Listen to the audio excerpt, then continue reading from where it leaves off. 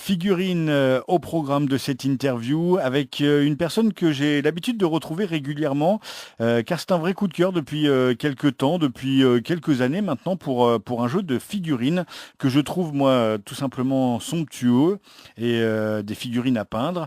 Il s'agit du jeu Color Quest. Alors Color Quest, on va en parler avec celui qui est derrière tout cela, c'est Fabien Friès. Bonjour Fabien.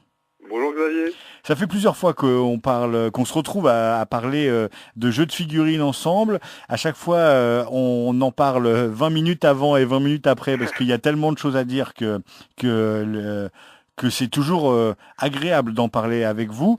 Aujourd'hui, on va parler de la prochaine campagne que vous allez lancer autour de Color Quest Alpha, une nouvelle campagne, une nouvelle formule et une nouvelle plateforme. On va parler de tout ça dans cette interview. Alors tout d'abord, est-ce qu'on peut faire un point sur ce qu'est cette gamme Color Quest? Alors Color Quest, tout à fait. Alors Color Quest, c'est un jeu de figurines qui peut s'apparenter à un jeu d'initiation aux figurines. Donc il y a deux clans principaux constitués de 5 à 7 personnages. Les bases de la mécanique sont assez simples et on va constituer son clan parmi un pool d'une trentaine de références disponibles, sachant que la boîte de base inclut 18 figurines, et on va édition après édition pouvoir enrichir son catalogue et puis faire évoluer sa collection ou ses clans. Donc voilà, aujourd'hui il y a 25 références de figurines 25-29 mm disponibles, et il y a une nouvelle gamme de figurines sur socle de 50 mm qui vont faire leur apparition. Donc voilà, c'est on va dire la base aujourd'hui c'est 27 références, et on va grossir à peu près pour chaque nouvelle édition avec 2 à 5 nouvelles entrées qui sont toutes compatibles avec le jeu, avec un rythme de campagne à chaque fois de idéalement une tous les 6 mois. Avec ce nouveau système donc du coup de campagne, puisqu'il faut rappeler qu'à l'origine, il y a eu un premier système qui n'a pas fonctionné, qui voulait vraiment fonctionner par chapitre. Là, on va être sur quelque chose de plus petit, avec un objectif de financement de 4 000 euros. Donc il y aura deux nouveautés présentées à chaque édition. Et puis, dès qu'on passera le cap, à plus 1 000 euros, il y aura une troisième figurine offerte. Donc voilà, donc c'est un système en fait de triptyque. Chaque fois, il y aura 2 à 3 nouvelles figurines qui seront proposées. Et plus quelques-unes si vraiment la campagne fonctionne bien, mais c'est pas une chasse au stretch goal, hein, c'est vraiment quelque chose de, donc au bonus, c'est vraiment suivre le projet avec un budget je dirais adapté. Donc là on parle d'une vingtaine d'euros comme pour un ticket d'entrée à 2 figurines, et puis et d'évolutif quoi. Je voudrais vraiment inscrire le jeu dans la durée. Donc là on a de quoi à peu près faire tenir déjà à peu près 8-10 campagnes sur cette formule là. Donc au-delà d'une nouvelle édition, c'est vraiment une formule qui a été repensée, qui fait aussi appel à un changement de plateforme, puisqu'on va passer de Kickstarter à Game On Tabletop, qui est une plateforme de financement participatif française, orientée plus sur le jeu. Donc de façon à ce que ça corresponde un petit peu plus à notre communauté, à ce que nous on peut proposer. Puisqu'on a vu que sur Kickstarter, il y avait des choses bien entendu, puisque la première campagne avec Color Quest a été financée, ça a permis le lancement du jeu, mais aussi des choses plus compliquées qui ont abouti à l'échec de la seconde édition, il y a toute une partie de code, je dirais, de canon à respecter. Et c'est vrai que c'est très difficile pour un petit projet comme le nôtre, avec des figurines en résine, de concurrencer, ou en tout cas d'exister, parce que concurrencer, c'est même pas envisageable, mais on va dire d'exister face à des projets beaucoup plus importants et beaucoup mieux organisés sur le point de vue de la production. Donc là, on est sur de l'artisanal. Je pense que la plateforme Game On, même si elle gère des très très gros projets comme Jeanne d'Arc par exemple, en millions aussi de chiffre d'affaires, nous laissera un espace beaucoup plus important pour vivre et pour exister. Alors quand on parle de Color Quest, on parle de figurines en résine. Vous avez utilisé le mot, c'est de l'artisanat, c'est français avec des artisans c'est pas fabriqué en Chine. Voilà, c'est un projet qui a des valeurs apportées, hein. Oui, tout à fait. Alors on a la chance, et puis c'est une volonté aussi interne à l'entreprise, mais on a la chance de travailler avec des artistes de renom, hein, que ce soit au niveau de la sculpture, des grands noms comme Rémi Tremblay, Christophe Bauer, Valentin Zac, Gaël Goumont ou Stéphane Nguyen. Ce sont des gens qui travaillent depuis longtemps dans l'industrie du jeu et de la figurine. Et on a également une équipe d'illustrateurs qui fait un travail remarquable, je pense que je peux le dire, puisque c'est quand même salué la plupart du temps sur les forums et sur les échanges qu'on peut avoir. Donc oui, effectivement, on est sur quelque chose de qualitatif. C'est un projet qui a à peu près, qui a plus de 10 ans d'existence, donc effectivement qui a une histoire. Et là, l'idée, c'est d'arriver à une formule qui puisse répondre effectivement quand même à la demande, puisqu'on peut pas. Il faut pouvoir proposer quelque chose d'adapté. On peut avoir le meilleur projet entre guillemets du monde. Hein, je dis pas que c'est forcément notre cas, mais il faut aussi savoir pouvoir exister. Donc il y a différents canaux sur lesquels travailler. Et il y a une offre commerciale qui a été revue. Mais bien entendu, on parle de quelque chose de fait en main, de fait en petite série. On passe par une résine produite en France par GRX Création, qui s'occupe de nombreux projets en résine du secteur. Pour les gens qui ont vu par exemple les projets de Blacksmith Miniatures avec une très belle campagne de Jean-Baptiste Monge récemment, avec des très belles figurines, ou par exemple Lumberjacks Studio aussi qui a fait The Lands of Aran sur Kickstarter, qui est une campagne avec des belles figurines en 54 mm. Enfin, c'est une figurine qui est Ouglops Heroes d'ailleurs aussi, pour ceux qui connaissent. Enfin bon bref, c'est un studio qui est reconnu et qui nous fait une figurine qui est assez flexible pour le jeu, très détaillée pour les peintres. Donc voilà, on s'adresse à la fois aux joueurs et aux peintres, avec un produit facile à monter pour ceux qui veulent jouer simplement et rapidement, mais clairement un produit très qualitatif pour ceux qui veulent faire de la peinture, que ce soit à un niveau d'initiation ou à un niveau beaucoup plus élevé, voire un niveau professionnel sans aucun problème. Et puis on parle d'un univers original aussi, parce que quand on regarde les figurines, c'est des figurines que vous trouverez pas ailleurs. Elles ressemblent à aucune figurine. Quand on parle de figurines d'Heroic Fantasy, on a vite fait de retrouver un peu les mêmes caractéristiques, des épées, des guerriers, des barbares, des choses comme ça. Dans Color Quest, les figurines sont ce qu'il y a de plus original. Et en plus, dans l'originalité, là, on parle de quelque chose d'assez somptueux, parce que les personnages ont plein de codes, font penser peut-être à l'univers manga, à des choses un peu comme ça, quoi. Alors, merci déjà pour commencer. Et effectivement, c'est à la fois un avantage et un inconvénient, puisque du coup, on arrive à avoir une vraie originalité. C'est vrai que ça correspond pas à beaucoup de choses qui existent, même s'il y a eu des parallèles des fois avec Dofus ou avec d'autres. Alors, c'est toujours des bons parallèles en plus, par exemple. Mais c'est surtout aussi, c'est vrai que ça permet à la fois d'avoir quelque chose qu'on ne retrouve pas souvent. Donc ça, c'est un vrai plus, mais en même temps, pour exister, c'est vrai que c'est un moins, parce que du coup, pour faire du proxy, ce qu'on appelle du proxy pour jouer dans d'autres gammes, c'est un petit peu plus compliqué. Mais pour revenir à ce qui nous intéresse, parce que c'est pas ça qu'on fait nous on propose un univers original avec des petits personnages qui se battent avec de la peinture, on l'assume. Et voilà, c'est ce qui explique aussi que ça prenne un certain temps à prendre comme mayonnaise. C'est vrai que c'est un peu plus compliqué à vendre que du zombie. Là, on est sur quelque chose de un petit peu naturel, un peu pas écolo, mais bon voilà, c'est des petits personnages fruits qui se battent avec de la peinture. Et plus on avance dans l'histoire, plus ça se complexifie, plus il y a l'apparition justement de personnages plus sombres, avec l'arrivée de la peinture noire, des champignons, des choses un petit peu de cet ordre-là, et de castes un peu plus codifiés quand même. Là, on revient à un système un peu plus Heroic Fantasy avec du ninja, du samouraï. Ça, c'est pour vous, Xavier, du samouraï en l'occurrence. On va avoir d'autres choses, d'autres références comme du viking qui vont arriver. Donc quand même, plus on avance, plus on réutilise les codes du manga et de la fantasy, mais la base originale qui est développée depuis 10 ans, c'est vraiment quelque chose, je dirais, d'assez propre à notre univers, quoi. Des petits personnages qui poussent sur des fruits et qui poussent sur des arbres, des petits personnages fruits qui poussent sur des arbres et qui se battent avec de la peinture. C'est pour ça qu'ils ont une petite branche sur la tête qui grossit avec le temps jusqu'à devenir un arbre.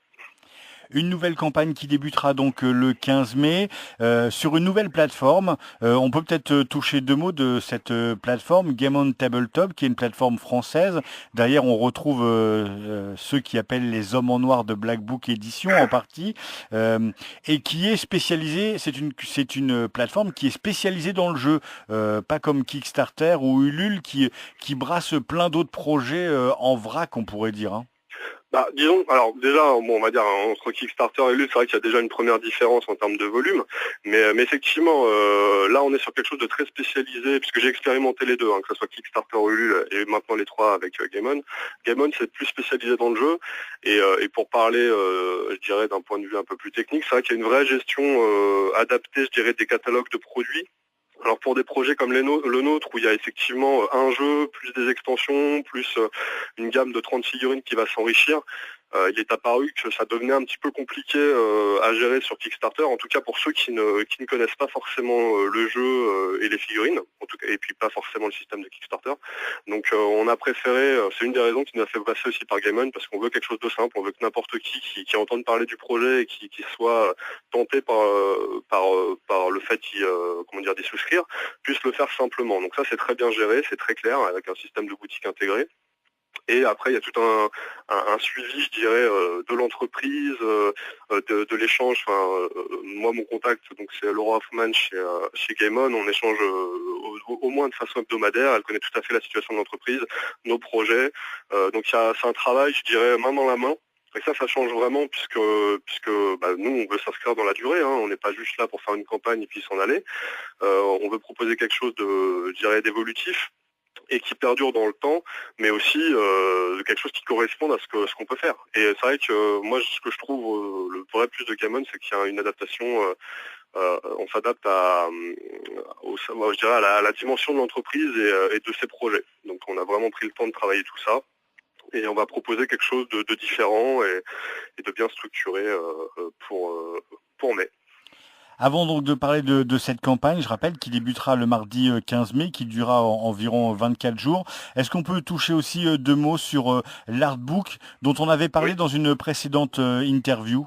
Alors tout à fait, c'est vrai qu'on a fait notre seconde interview autour de Color Quest Saga, qui est donc un projet d'artbook qui n'est pas supprimé, mais après une phase de prospection, j'ai beaucoup discuté avec les gens du secteur, que ce soit du secteur du jeu, de la figurine, mais aussi avec les libraires. Je me suis déplacé plusieurs fois en librairie pour pour discuter avec des gens du secteur, et il est apparu que proposer un produit seul, artbook seul, c'était quand même compliqué et ça représentait un risque clairement pour le projet. Sachant que nous, aujourd'hui, notre but, c'est vraiment de faire en sorte que le projet soit connu et marche. Donc on a préféré le déporter et l'associer à quelque chose de plus grand, entre guillemets, et de plus évolutif, qui est donc cette gamme de figurines et ce système de jeu. Et on viendra l'ajouter, je pense, j'espère en 2019, peut-être en 2020 si on prend un peu plus de temps, mais c'est pas du tout annulé, puisque ça viendra simplement faire le pont entre tout ce qui a été créé, et ça sera l'aspect scénaristique, je dirais, du jeu Color Quest et de la gamme de figurines. On y retrouvera ce qu'on avait présenté en fait dans l'interview, c'est-à-dire tous les personnages, tout l'univers, mais ça sera plus proposé, je pense, en extension d'une campagne existante. Alors peut-être pas la campagne alpha bien entendu, puisqu'on a d'autres objectifs, on va en parler tout à l'heure, ni la seconde qui sera bêta, mais peut-être en gamma ou après, donc en 3e édition. On va laisser un petit peu de temps, on va essayer de repartir sur de bonnes bases. Et puis j'ai aussi des partenaires avec qui je discute de ça. On a des projets pour 2019 qui viendront certainement m'aider sur le côté édition. Donc voilà, c'est pas du tout oublié, c'est pas du tout remis en question, mais on va faire les choses dans le bon ordre, prendre un peu plus de temps et faire les choses par nous-mêmes comme il faut. Et puis les gens qui écoutent cette interview, si vous nous écoutez sur YouTube, vous êtes en train depuis une douzaine de minutes de regarder des images du jeu. Donc forcément, si ça vous fait le même effet qu'à moi, ça va vous donner envie cet artbook. Vous avez lâché quelques mots déjà autour de ces nouvelles campagnes. Color Quest, ce sera alpha, bêta, et voilà.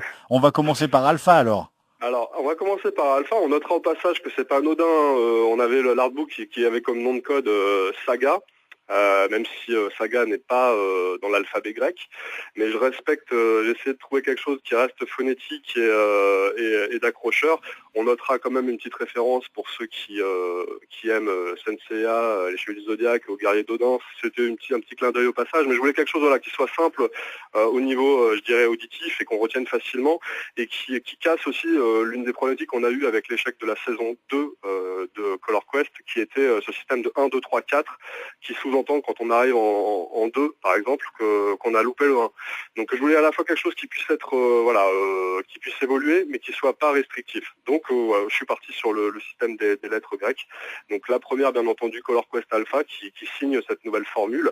Et donc on va pouvoir parler plus en détail du contenu. Donc pour cette édition en particulier, il va y avoir 2 nouveautés qui sont présentées déjà en fait dans le livre des règles et qui sont donc la matriarche possédée et puis le chef possédé, qui sont des variantes négatives du chef et de la matriarche qui existent déjà en figurine et qui vont venir enrichir du coup le camp entre guillemets des méchants, donc le camp de Chaos qui souffre un petit peu aujourd'hui d'un manque de référence. Donc l'objectif de la campagne alpha, au niveau du jeu, en tout cas, c'est vraiment de nourrir le catalogue du joueur Chaos et de proposer de nouveaux personnages, de nouveaux gameplays.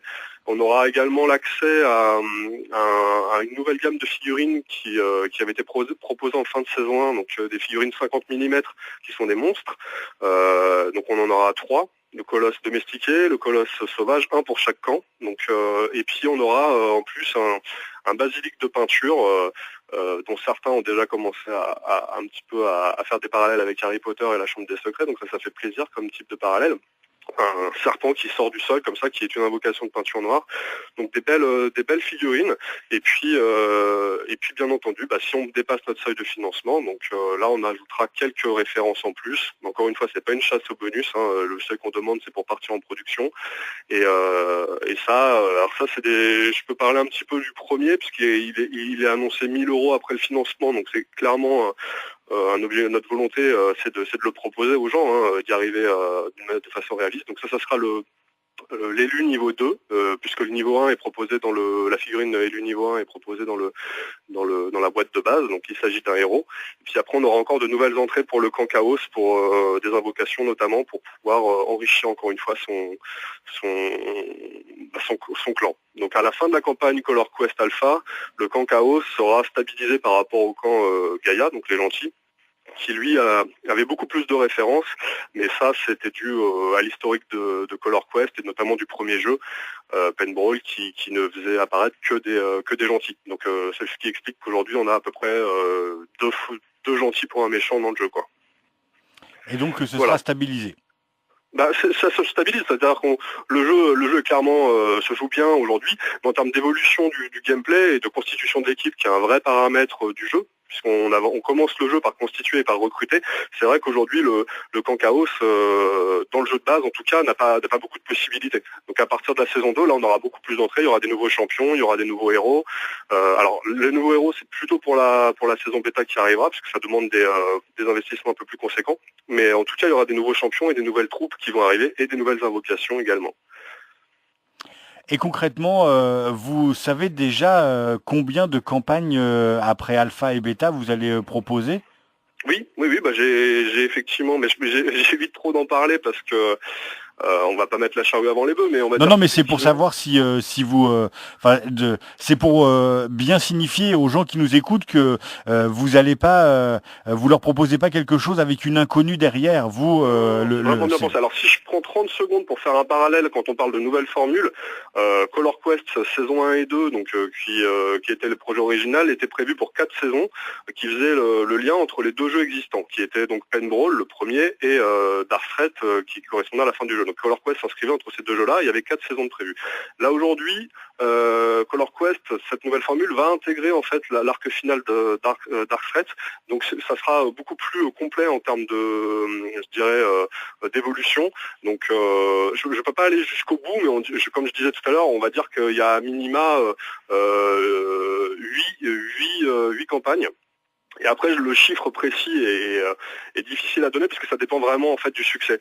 Si par exemple je fais ça, j'ai un objectif de 4 000 €, si j'en fais, si on atteint 5 000, il me faudra à peu près 10-12 campagnes pour boucler à chaque fois. Et si bien entendu on fait 10 000 ou plus, comme je vais proposer des bonus, je tape entre guillemets dans les références qui sont censées arriver par la suite.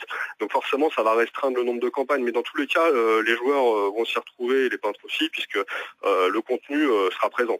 Donc il y aura aussi des nouveautés. Clairement, on n'est pas uniquement sur du réchauffé, on n'est pas uniquement sur ce que les gens, même les plus fervents, je dirais, fans de Color Wars connaissent. Il y a des vraies nouveautés qui arrivent, qui sont en développement. J'étais encore avec l'illustrateur ce matin avant l'interview. Donc on a un nouveau clan qui va arriver à partir de la 3e édition, donc de l'édition Gamma. On va passer de 2 à 3 clans et on va avoir une structure beaucoup plus proche, je dirais, des jeux classiques, avec en plus de sélectionner des unités, on pourra effectivement choisir son équipe dès le début de la partie. Et voilà, ça c'est le genre de nouveauté qu'on va proposer, et avec une évolution bien entendu du jeu petit à petit avec la communauté. C'est ce que je voulais vous en... Un petit point d'ailleurs sur la communauté pour saluer l'initiative notamment du forum Warmania, pour le citer, puisqu'il y a eu un fil de discussion qui a été initié il y a un peu plus d'1 mois et demi maintenant. Les gens sont venus me prévenir sur donc notamment le fil a été initié par un membre qui s'appelle Mosquito et qui a créé, que je ne connais pas personnellement, mais qui m'a alerté sur le fait qu'effectivement on discutait autour de Color Quest. Un second membre, Minus, m'a alerté également, et donc je suis venu, on a discuté, et puis c'est vrai que ça fait à peu près 1 mois et demi qu'on a des échanges assez fournis.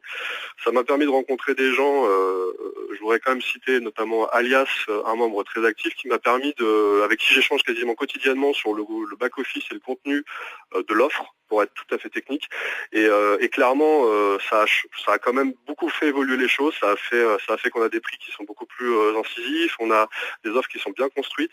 Donc tout ça pour vous dire qu'aujourd'hui, il y a des échanges qui se font. Moi, je suis présent quand même un minimum sur les forums, et surtout, de l'échange naît des choses vraiment intéressantes pour l'ensemble de la communauté.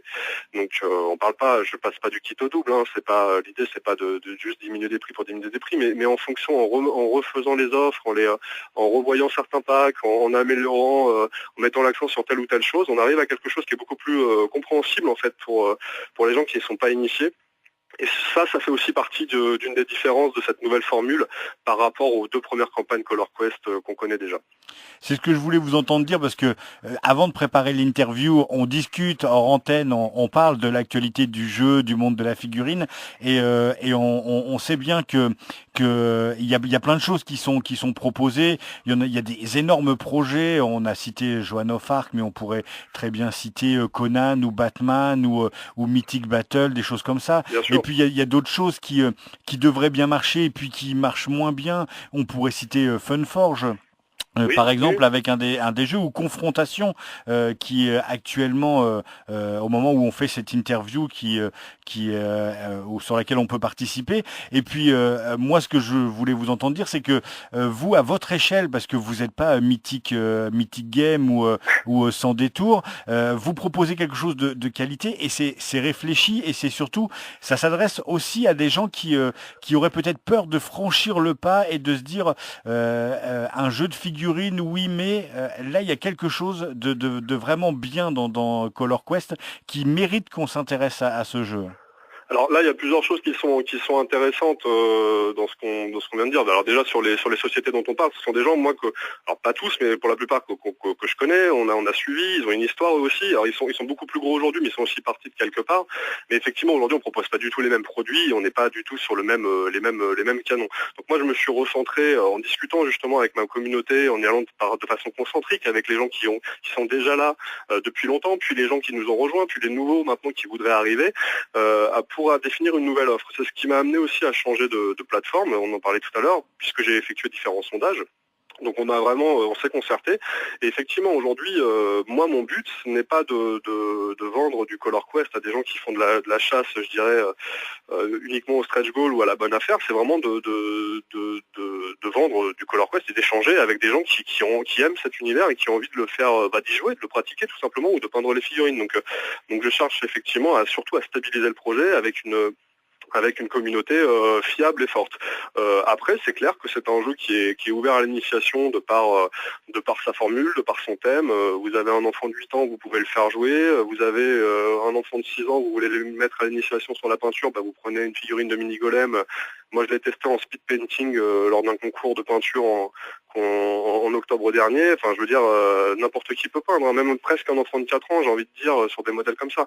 Même si c'est pas le but, forcément, on est bien d'accord de faire jouer des figurines en résine avec des enfants de 4 ans. Hein. Ça reste quand même un matériau dangereux, il faut faire attention. Mais ce que je veux dire, c'est que c'est clairement accessible, que ce soit dans le jeu ou dans l'aspect figurine. Donc ça, les gens commencent à l'entendre, et notamment et à le voir, puisqu'il faut aussi savoir qu'au niveau de la communication, c'est moi qui fais une grande part des choses. Et effectivement, je peux pas non plus être partout, étant à la production, à la conception, à la livraison, puisque les colis partent je les conditionne. Il y a quand même 11 postes dans une boîte aujourd'hui de ColorQuest, faut le savoir. Donc, bien entendu, je peux pas être partout. Donc, il y a quelques petites erreurs, mais encore une fois, avec le temps, on arrive à pallier ça. C'est ce qui se passe, notamment quand je reviens au système de forum, mais avec le soutien et les discussions, ça permet de rencontrer des gens. Je pense au Temple de Morricone ou par exemple aussi au blog Geek Level 60. C'est des gens qui peuvent, qui ont aimé le projet, avec qui je discute, qui m'aident aussi à relayer l'information. Et petit à petit, avec le temps, on arrive à avoir une petite communauté, sachant que ColorQuest a besoin pour vivre, je dirais, de 150-200 personnes. On arrive à quelque chose qui peut devenir clairement, je dirais, évolutif sur la durée sans problème. Donc après, bien entendu, si on est 500 000, il y aura une adaptation. Faut vivre avec son temps, on est d'accord. Mais c'est pas moi ce que je recherche aujourd'hui. Moi, je recherche avoir cette communauté-là, ces échanges, connaître mes contributeurs. J'ai le cas de figure de contributeurs qui sont venus, avec qui on a pu, il y a eu des remises en impro, il y a eu des discussions, je les ai associés à des discussions sur la stratégie du projet. Voilà, c'est ça aujourd'hui aussi ColorQuest. C'est pas que, je dirais, une boîte parmi d'autres boîtes. C'est un projet spécifique avec une façon spécifique de voir les choses. On adhère pas. Moi, je comprends tout à fait qu'on aille sur d'autres projets. La figurine, c'est un budget conséquent, mais c'est aussi pensé pour ça. C'est-à-dire qu'aujourd'hui, avec 20 euros tous les 6 mois, vous pouvez effectivement vous mettre à jour de votre offre, de votre jeu. Vous aurez le temps de les peindre vos figurines. Vous n'êtes pas noyé par des centaines ou des dizaines de références qui arrivent. Par contre, c'est vrai que le ticket d'entrée est plus élevé que sur un jeu de la concurrence. C'est clair et net aussi. Faut appeler un chat un chat. On va être sur 90 euros là pour une boîte de jeu sur la nouvelle saison, la nouvelle édition. Donc oui, le jeu de base vaut 90 euros, il y a 18 figurines dedans. Et voilà. Mais après, effectivement, une fois que vous êtes dedans, ça reste quelque chose qui est abordable sur la durée. Donc faut vraiment voir ça comme un produit évolutif et pas juste du one shot pour répondre à une demande. C'est pas du tout pensé pour ça. Mais voilà ce que je pouvais dire en tout cas autour du jeu et de l'offre de cette nouvelle formule. Vous l'avez compris, Fabien Friès est quelqu'un de passionné, de passionnant. Je vous invite à aller sur les forums qu'il a cités, à aller visiter sa page internet, sa page Facebook. Il y a plein de choses. Il y a beaucoup de choses à apprendre. C'est toujours très instructif et très enrichissant. Merci beaucoup. On rappelle donc que ColorQuest Alpha, c'est la prochaine campagne. Ça démarre le mardi 15 mai. Ça dure environ 24 jours et c'est sur une nouvelle plateforme, Game On Tabletop. Exactement, tout est bon, c'est exactement ça. Et puis je vous invite d'ici là effectivement à aller que ce soit sur les forums Warmania ou même le Warhammer Forum, on a des fils de discussion. Pour les étrangers, on est aussi présent, mais comme l'interview en français, je vais pas en parler. Voilà. Mais en tout cas, avec grand plaisir, et puis on se tient au courant, Xavier, pour la saison bêta, puisqu'on se voit quand même tous les 6 mois maintenant, donc avec grand plaisir. Et donc, ne ratez pas cette date, le 15 mai. Et puis, il y a la page Facebook, surtout de ColorQuest. C'est à portée de tout le monde, si vous voulez en savoir plus. Oui, il y a des nouveautés toutes les semaines, à peu près. Alors, c'est pareil, je ne noie pas les gens d'informations. Mais si vous êtes sur Facebook ou Twitter, n'hésitez pas à nous rejoindre. Vous avez les nouveaux visuels des figurines, les nouvelles illustrations. Dès qu'il y a une petite nouveauté, une date, un salon, quelque chose, je communique dessus. Donc voilà, vous aurez les dernières infos. Et puis, bien entendu, après, il y a il y a le billet mensuel pour les gens qui adhèrent au projet, que ce soit sur Kickstarter ou maintenant Game On, qui recevront donc la news du mois avec tout ce qui a été engagé comme action dans le mois. Et là, c'est très détaillé, c'est vraiment un vrai journal de bord et on en a, j'ai envie de dire, presque pour son argent, parce que c'est aussi ça le financement participatif, c'est aider des projets qui ne pourraient pas voir le jour autrement à y arriver. Donc voilà, moi je pense avoir frappé à la bonne porte et j'attends donc que la communauté réponde pour pouvoir m'aider à avancer et nous aider à avancer sur ce projet. Merci Fabien, très bonne continuation et à la prochaine. Merci Xavier, à bientôt.